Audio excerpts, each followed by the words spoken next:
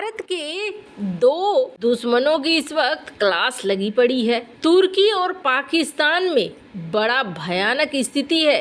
तुर्की और पाकिस्तान दोनों की सेनाओं पर कहर बरपा है। जानेंगे क्या है मामला और कैसे तुर्की ने भी ताबड़तोड़ एयर स्ट्राइक करनी शुरू कर दी है। तो क्या पाकिस्तान भी एयर स्ट्राइक करेगा? जियोपॉलिटिक्स में इस वक्त बहुत कुछ चल रहा है, जानने को आपको बहुत कुछ मिलेगा। आइए जानते हैं इन खबरों को विस्तार से। आपको बता दें, पाकिस्तान में फरवरी में आम चुनाव होने वाले हैं और इसको लेकर सभी दलों ने अपनी तैयारी तेज कर दी है। इस दौरान विभिन्न प्रांतों के भी चुनाव होने वाले हैं। इसमें से एक प्रांत है खैबर पख्तूनख्वा। ये प्रांत अफगानिस्तान से बिल्कुल सटा हुआ है, मैप में आप देख सकते हैं। और यहाँ पर कहा जाता है कि तालिबानियों का काफी ज्यादा असर है। खैबर प्रांत की राजधानी पेशावर तो तालिबान का गढ़ रहा है। इस प्रांत पर अब तक इमरान खान की पार्टी का शासन था, जिन्हें तालिबान खान के नाम से जाना जाता है। अब इमरान को मात देने के लिए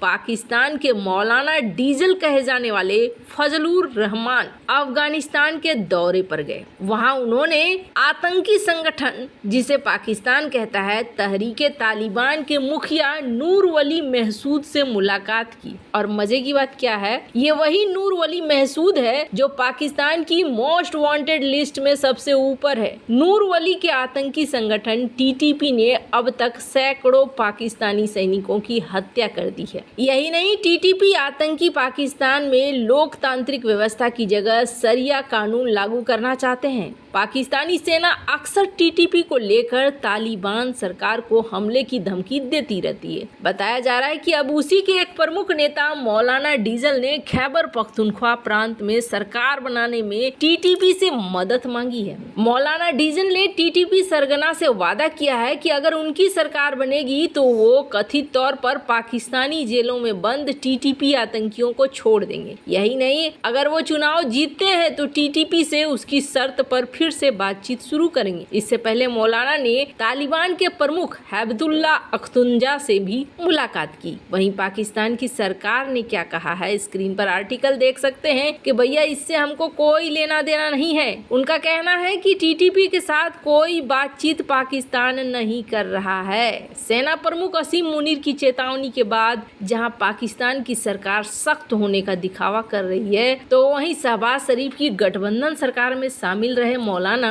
टीटीपी से बात कर रहे हैं। पाकिस्तान के विदेश मंत्रालय ने बोला कि ये मौलाना की निजी यात्रा है, हमारा इससे कुछ भी मतलब नहीं है। और कहा जा रहा है कि मौलाना की टीटीपी के सरगना से मुलाकात यहवा हक्कानी ने कराई, जो तालिबानी गृह मंत्री सिराजुद्दीन हक्कानी का जीजा है। हक्कानी नेटवर्क को खुद पाकिस्तान के आईएसआई ने पाला है। दोनों के बीच करीबी संबंध रहे हैं, लेकिन अभी दिक्कतें शुरू हो गई है। और आपको बता दें, एक लेटेस्ट आया है, 5 पाकिस्तानी लोग मारे गए हैं। हालांकि ये मारे गए हैं बलूचिस्तान में। किसने मारा है ये कुछ भी पता नहीं है। बेलेडा एरिया कैच्ट जिले में यहाँ पर एक एक्सप्लोसिव फटा और इसमें 5 सेना के लोग मारे गए। स्थिति कैसी विकट हो गई है आपको बता दें, स्क्रीन पर आप देख रहे हैं ढेर सारे ट्रक खड़े हैं। और ये कहां पर खड़े हैं, ये वही तोरखम बॉर्डर है जहां बार बार पाकिस्तान बंद करता है तोरखम बॉर्डर को। और एक बार फिर से तोरखम बॉर्डर के दोनों साइड में बड़ी संख्या में ट्रक खड़े हो गए हैं और यहाँ से आवाजाही नहीं हो रही है। कच्चे माल, फलों के साथ अब से पहले तक तोरखम बॉर्डर खुला ही रहता था, लेकिन पिछले दिनों जो विवाद गहराया है, इस विवाद के गहराने के बाद पाकिस्तान लगातार यहाँ पर एक्शन ले रहा है। वैसे आपको बता दें, जिस तरीके से टीटीपी और पाकिस्तान के बीच में चल रहा है, वैसे में यहाँ शांति कब तक आएगी कहना मुश्किल है। आपको बता दें, ये चुनाव बहुत ही ज्यादा महत्वपूर्ण होने वाला है। पाकिस्तान में चुनाव से पहले ही ऐसा कहा जा रहा है कि टीटीपी ने भी अपनी आधिकारिक वेबसाइट पर लिस्ट जारी कर दिया है और इस लिस्ट में कहा गया है कि टीटीपी ने साल 2024 के लिए 130 नेताओं और अधिकारियों की नई नियुक्ति की घोषणा की है। मुफ्ती नूर वली महसूद प्रमुख बनाए गए हैं। संगठन ने अपने बड़े